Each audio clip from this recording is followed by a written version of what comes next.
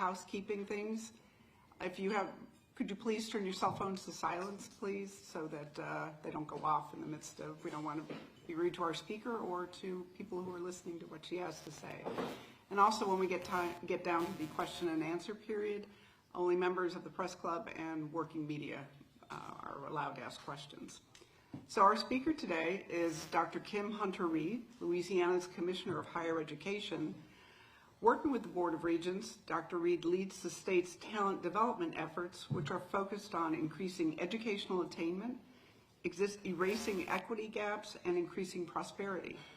Dr. Reid is a nationally recognized student advocate with extensive higher education and government experience.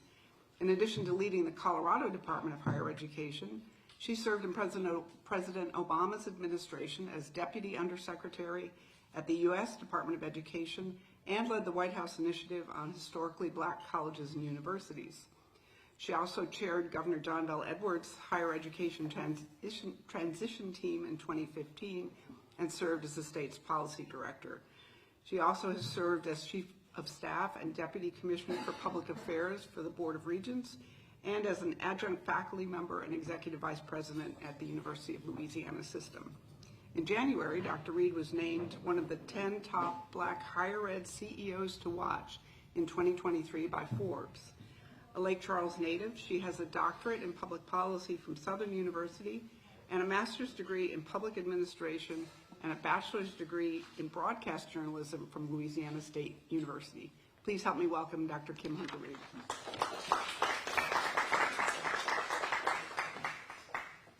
Good afternoon.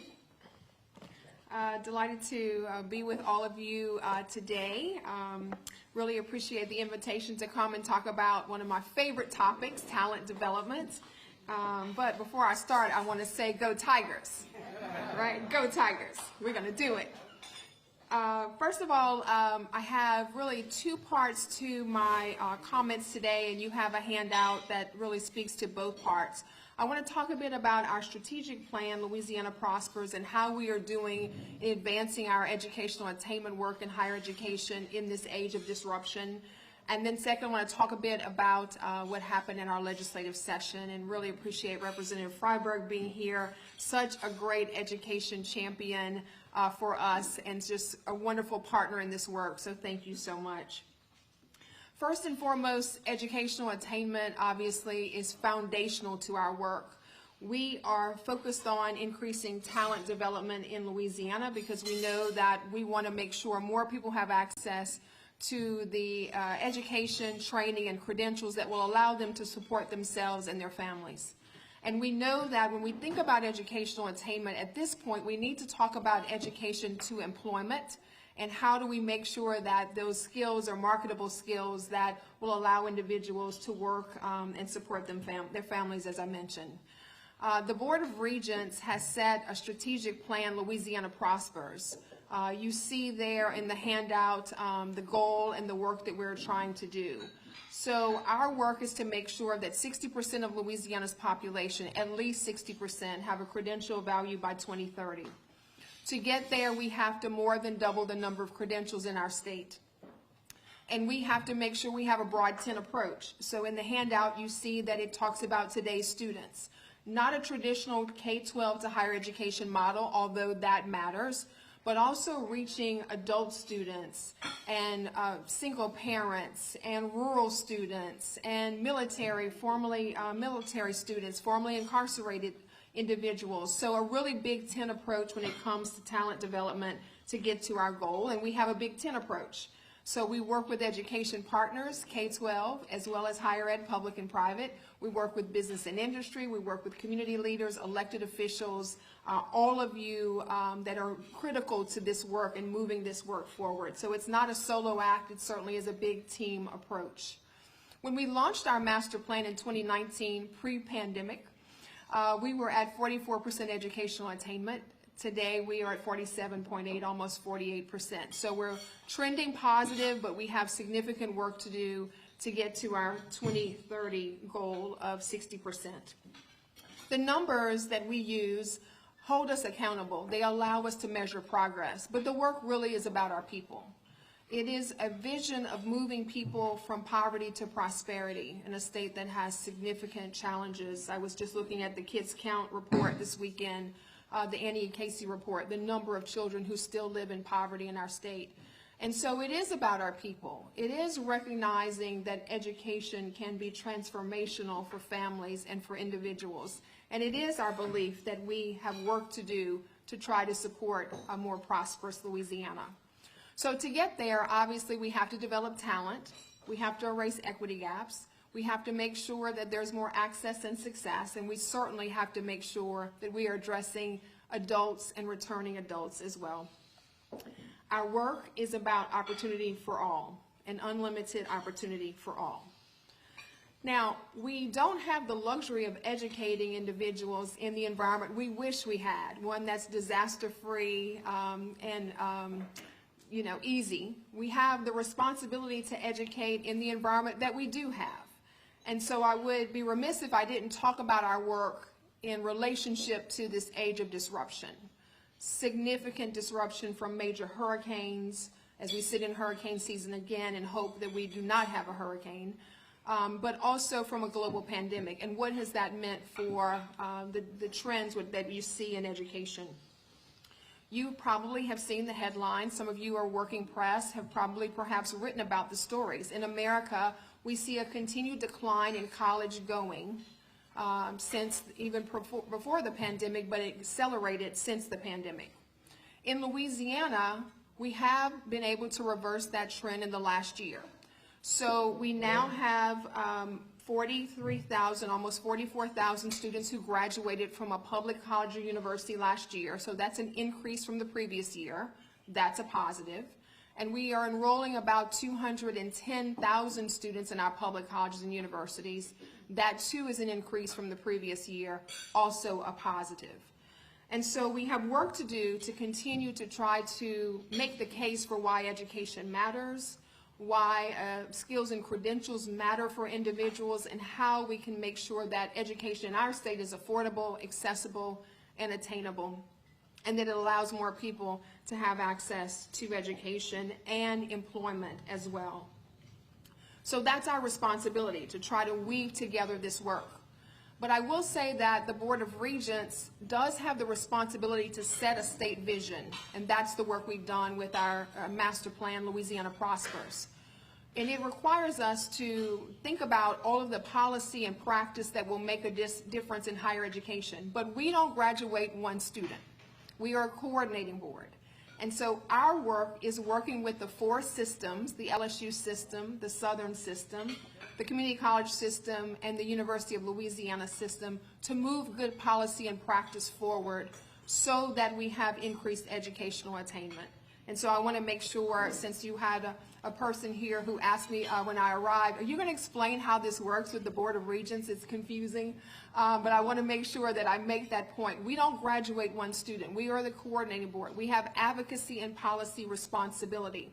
So it is our job to try to make sure that we're removing barriers so that good work can continue to happen in the systems. We also work, of course, with the Louisiana Independent Colleges and Universities, LAQ.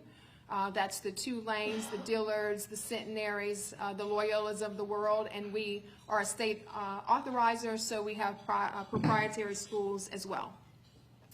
To get to where we need to go, as I mentioned, there's a pathway to get there.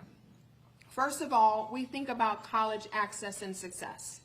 So that means we need more students enrolling than ever before.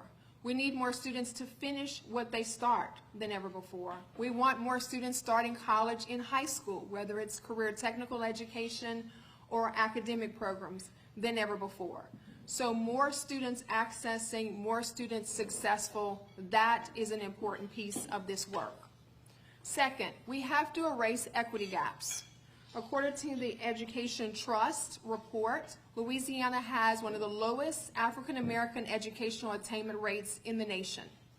So if you are a minority student, if you are a student in poverty, you are far less likely to enroll in a college and university, to complete from a college or university than others. And so we have to change that narrative in our state. We have to make sure there's more access, success, and we erase the equity gaps. Finally, pre-pandemic, we had over 1 million working adults whose highest credential was a high school degree or less. In a knowledge economy, you need much more.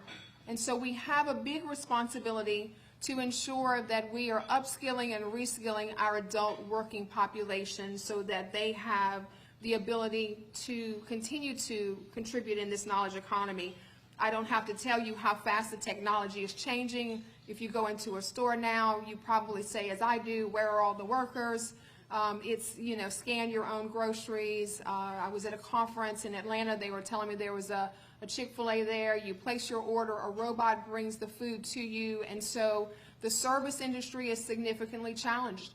Workers in the service industry are significantly challenged. So the question is, what are we going to do to upskill and reskill individuals who need to support themselves and their families? And how do we do that work? And our community college system, the University of Louisiana system with Compete Louisiana, are working diligently on returning adults, students with some college and no degree, or students who have not even pursued a degree, helping them to get the technical skills, the education, the training that they need as well. And so that's important for our work. I will say that this isn't everyone's problem. This isn't everyone's challenge, because it's important for us to see the prosperity of Louisiana as our own ownership in that work. It is not enough for us to say, my child is going to college, my child is going to have access. We know the statistics. If you are college educated, then your children are far more likely to be college educated. But a prosperous Louisiana means we are all in it together and supporting everyone. And so that's the work that I think is very important for us to recognize, that we thrive when everyone thrives. And so we have to be committed to doing this work in a Big Tent approach. I will admit that we certainly educate in challenging times.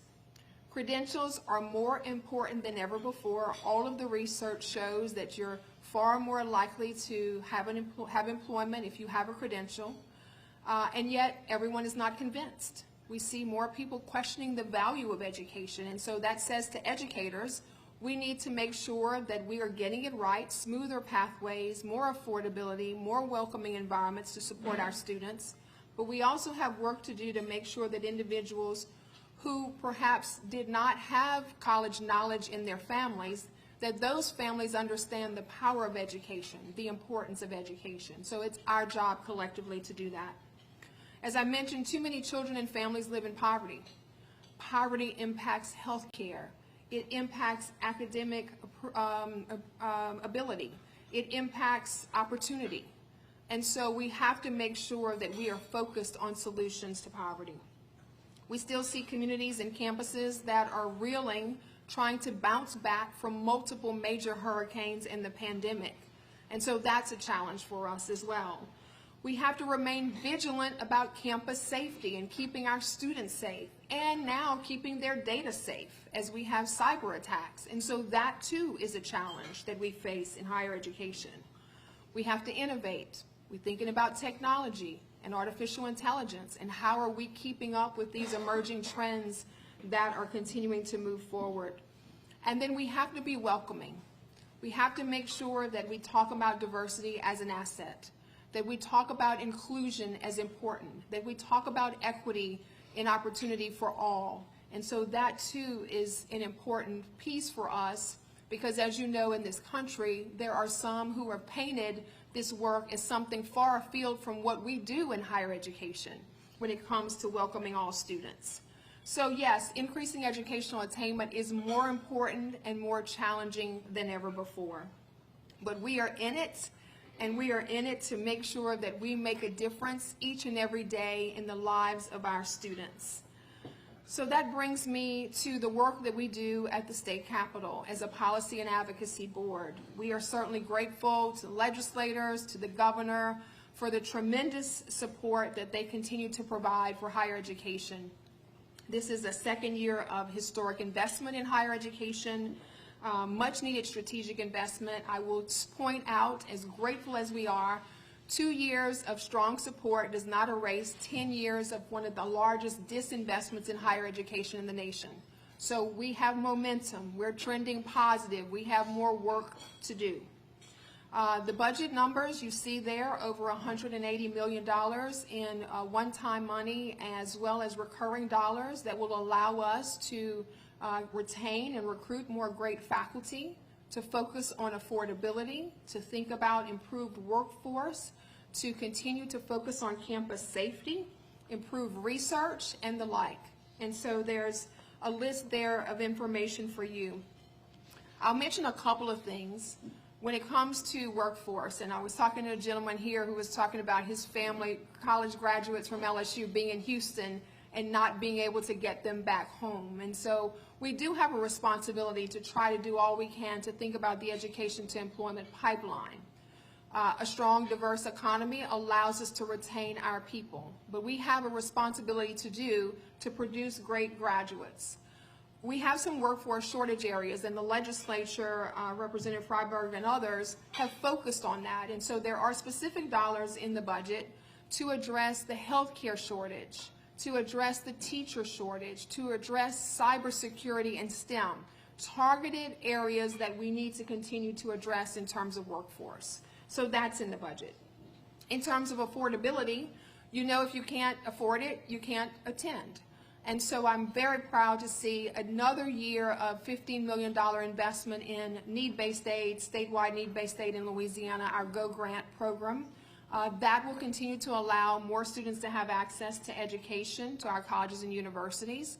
We also are excited to see the second year of full implementation of the MJ Foster Scholarship Program. That is our first adult financial aid program. And so those are two pieces that are critical. I will mention TOPS because lots of people ask about TOPS. We have to change the we have to move away from the current trend, the current negative trend we see in TOPS. This is the second year in the history of TOPS that we have not had to request additional funding for TOPS because we have a decline in participation. Less students going to high school, just numerically, fourth year of a decline in the high school numbers in Louisiana. Less students eligible for TOPS, less students accepting their TOPS. And so we have to get our arms around what is happening there. We've done some initial research, and some of it shows that, of course, students are going to border states that are competing with our TOPS scholarship, offering them more. But we also see a number of students who are going part-time, and TOPS does not pay for part-time. And so it's an interesting conversation, policy conversation, to say students are walking away from full-time tuition because they can't afford that, maybe the full cost of attendance, but they are going part-time. And so is there a path for us to support more of those students who are trying to get some college the best way they can? And so we'll continue to look at that. The handout also talks about capital outlay, a big year for capital outlay investment in higher education, almost $500 million in investment. That's almost a 60% increase from last year in terms of specific projects on our college campuses, and we have to make sure we're continuing to have strong facilities that allow students to grow and graduate and learn in the best innovative places possible. I will mention that even though we received another $51 million in deferred maintenance, we have a $1.8 billion deferred maintenance need in Louisiana. 70% of the state's buildings are on our college campuses. And as you know, if you don't fix the roof, if you don't fix the HVAC, if you don't fix the water intrusion, the costs continue to escalate. And so we have to find a path to address deferred maintenance in a more significant way. But even with those challenges, we are grateful for the continued investment in higher education in our state and for the recognition that these institutions are critical for the solutions to poverty that we seek. And so we have a responsibility to continue to paint a vision for our state, to develop a roadmap for how to get there, to articulate this vision, to invite others to be a part of this vision of a more prosperous state. And so we know that when our students are successful, when they graduate, when they head into the world of work, that they are supporting themselves and their families, that we are producing taxpayers, that we are allowing more people to prosper and more communities in our state to prosper as well. I am a person who has worked in Louisiana for some time, and I remember thinking about the attainment agenda as a recovery agenda. First, because I was in the governor's office during Hurricane Katrina, and we saw people on rooftops, and we had conversations about what does it mean when you don't have the discretionary income to move out of harm's way. We had the conversation again in the pandemic as people were frontline workers, didn't have the ability to work from home, certainly didn't have the income to put their children into education pods at home and to support them. And then, of course, with recessions, we see challenges there as well. And so what we have realized is if you want to pandemic-proof, recession-proof, hurricane-proof your people economically, you have to get them the education and credentials that allow them to weather any storm. Education is the path forward. It is a social determinant for health. It is an opportunity for more people to prosper, and so that is why we're so committed to this work.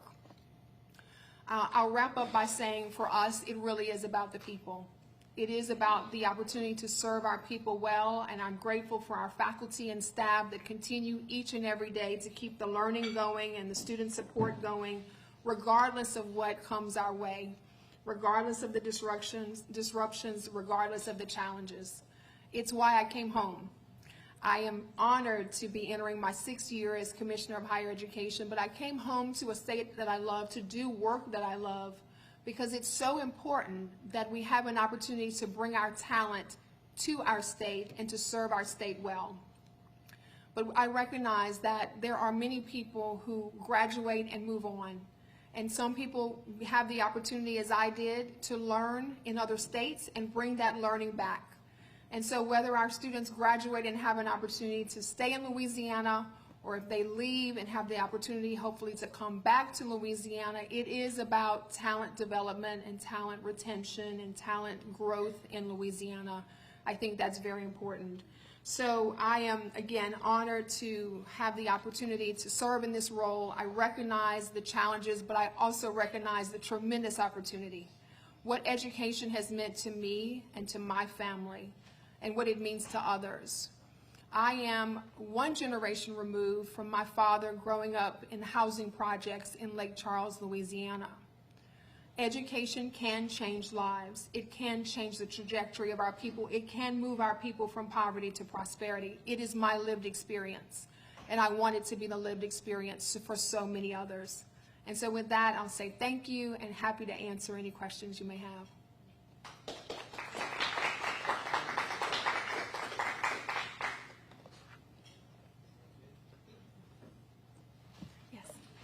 So you mentioned the increased investment over the last 2 years. How does funding for Louisiana's higher ed system stack up to other states? We are certainly not stacking up to other states. I think we see other states, and I have my finance person here as well, we see other states making larger investments and larger sustained investments. So we are back to, I think, about FY 2010 levels in Louisiana. FY 29 was our high mark in terms of highest investment in higher education. And so we are lagging, not leading, but we are grateful for 2 years of historic investment and the momentum that that brings and the message that it sends that education is a worthy investment. Let me also say that we are champions for education at every level. So when we go to committee, the money committees, to talk about education, we talk about the value of early childhood, supporting our teachers, and higher education, because we have to have that full continuum of support in Louisiana. Considering Louisiana, when it came in as a state, it was bustling port. We had one of the highest literacy rates in the nation. You would think we would have the John Hopkins, MITs, the Massachusetts here. What would the budget be for our universities if we were at that level, as one might have expected on our state, our statehood today?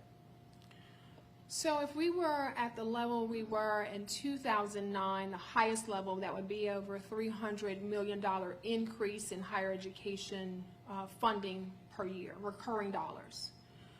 So it's a hundreds of millions of dollars investment that would take for us to just be at that level. And then obviously we want to be higher than that. As this gentleman just asked, where are we compared to other states? So we are nowhere near the top. Usually we're near the bottom when it comes to investment. And so how do we do that? We invest, but then we sustain the investment. And I think that's important for us to think about as well. You mentioned some high-powered communities and some high-powered institutions. And so we too have that aspiration for our state, but it will take sustained investment and strong investment to get there.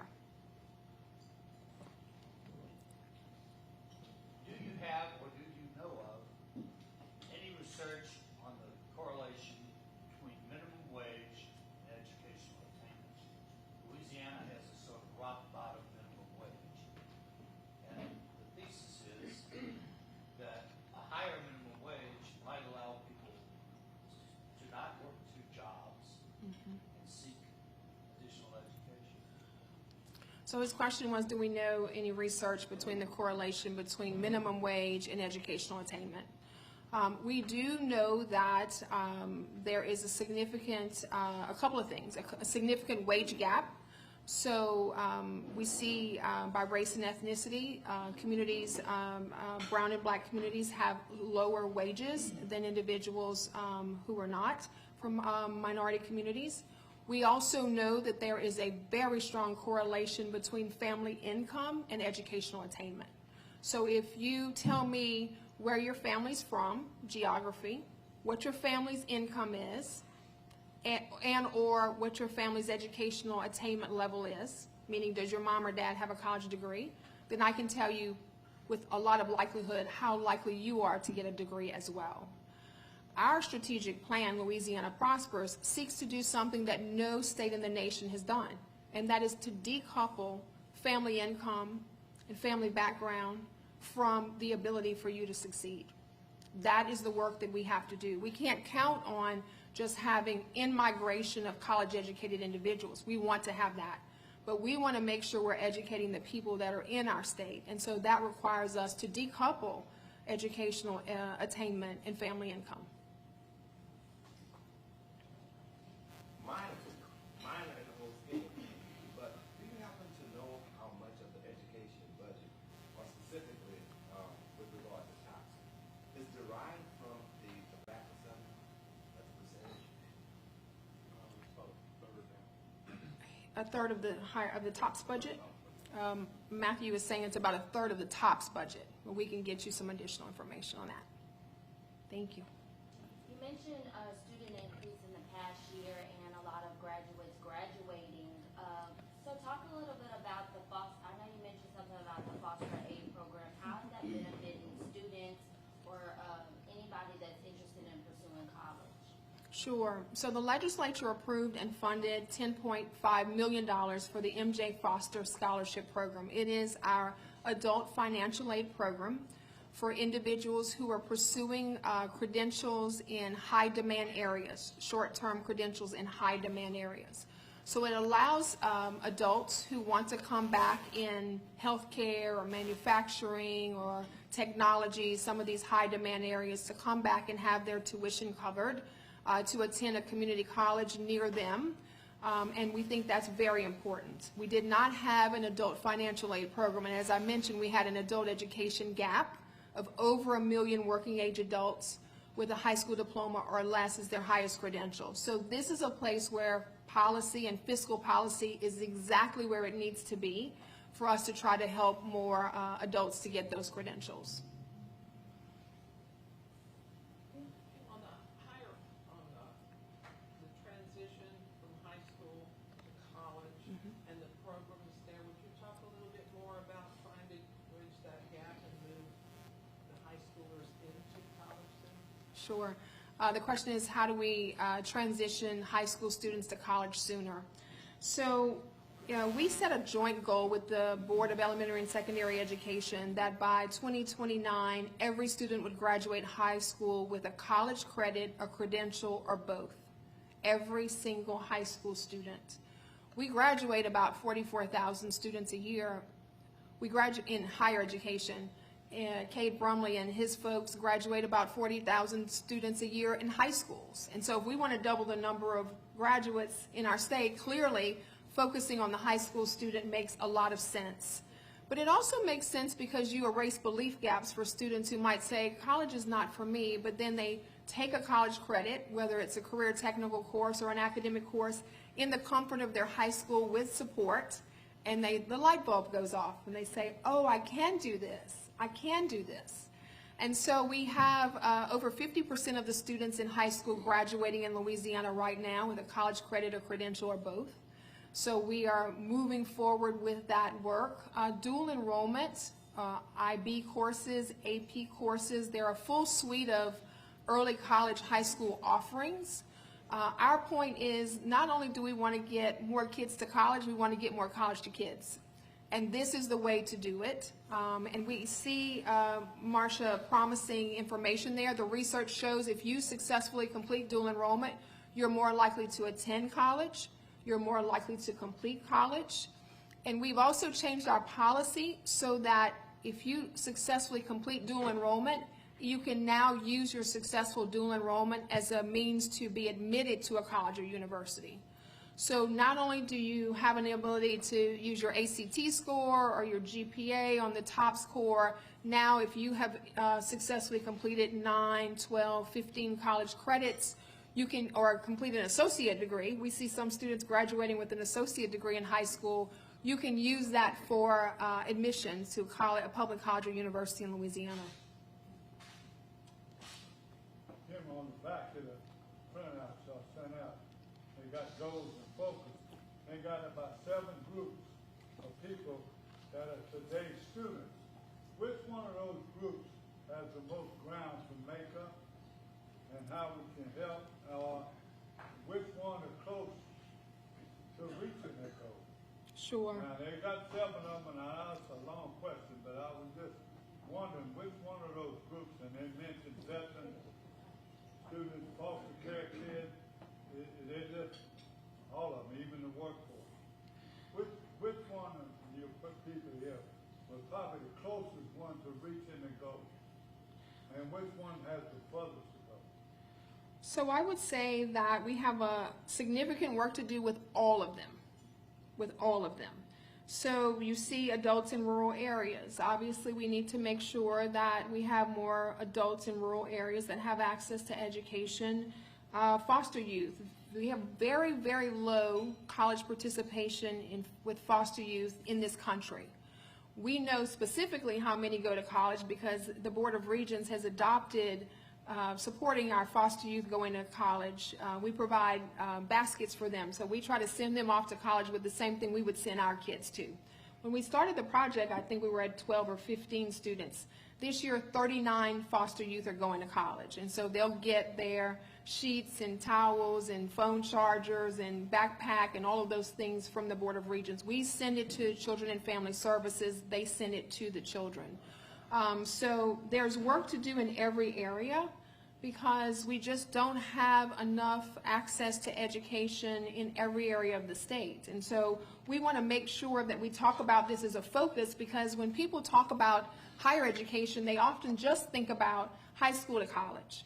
They don't think about military individuals who use their military GI Bill to access college and how are they doing.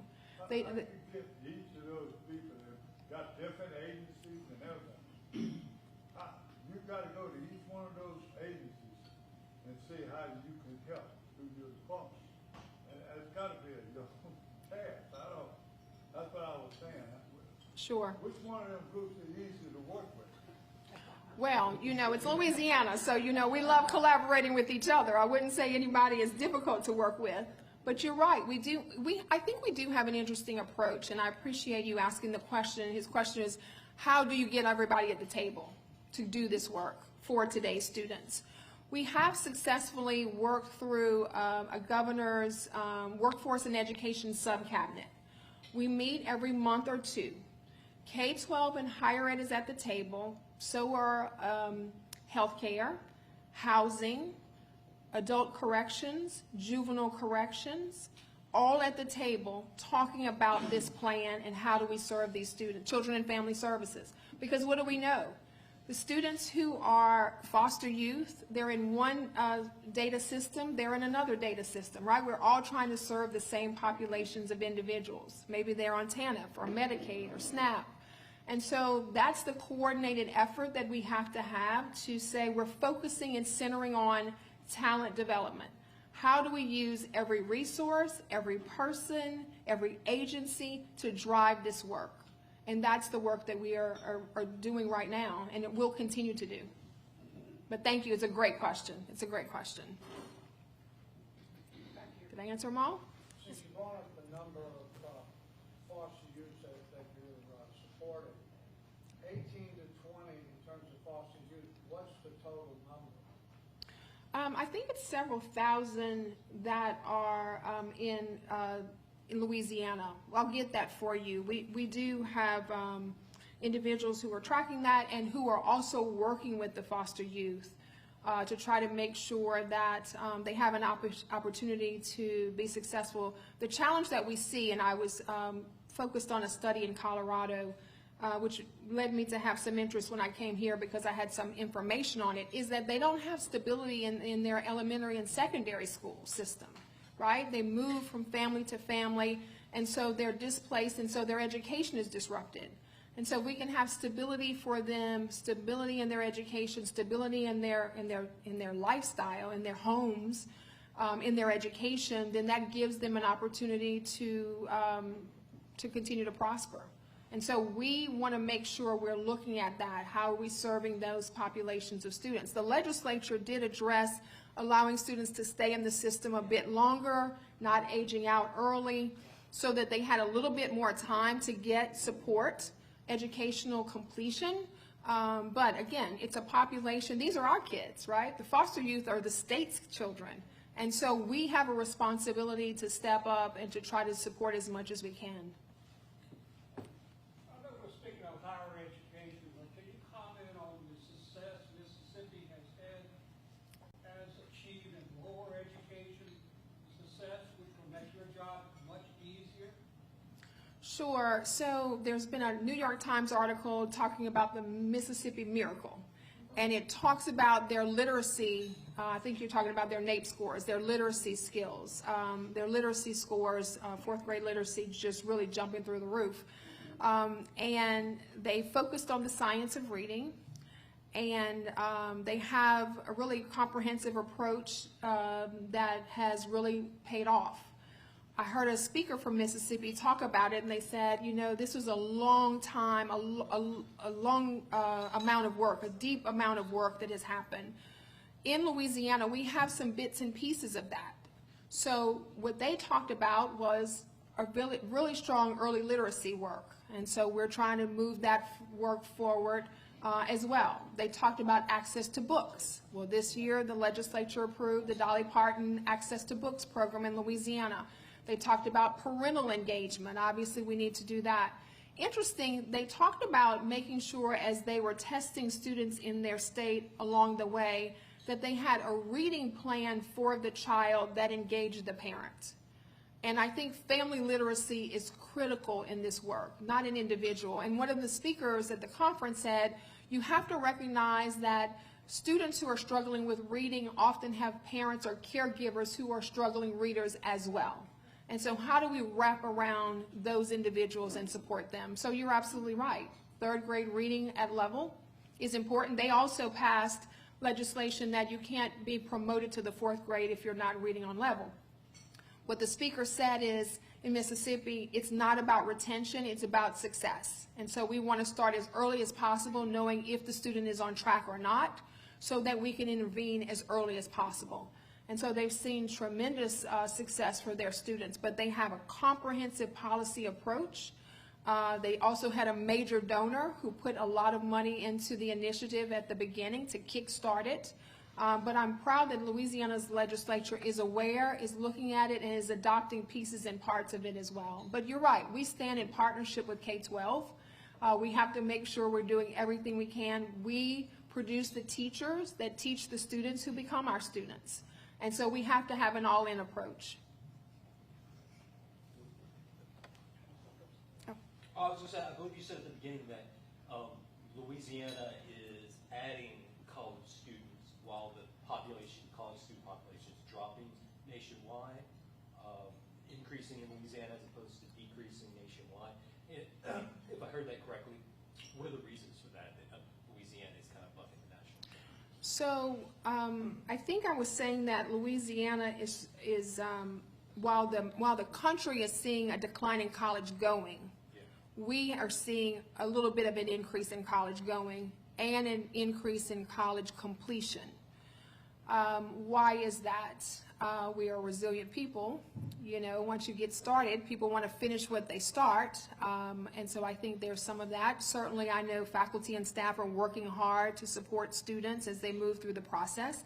I hope we're doing a better job in explaining the value proposition of why a credential can change your life in terms of access to employment. But, you know, we're continuing to look at that to try to figure out and parse out what is happening and how do we continue to support more and more students. But I do want to say, I recognize, and I know all of you do as well, there has been a lot of disruption.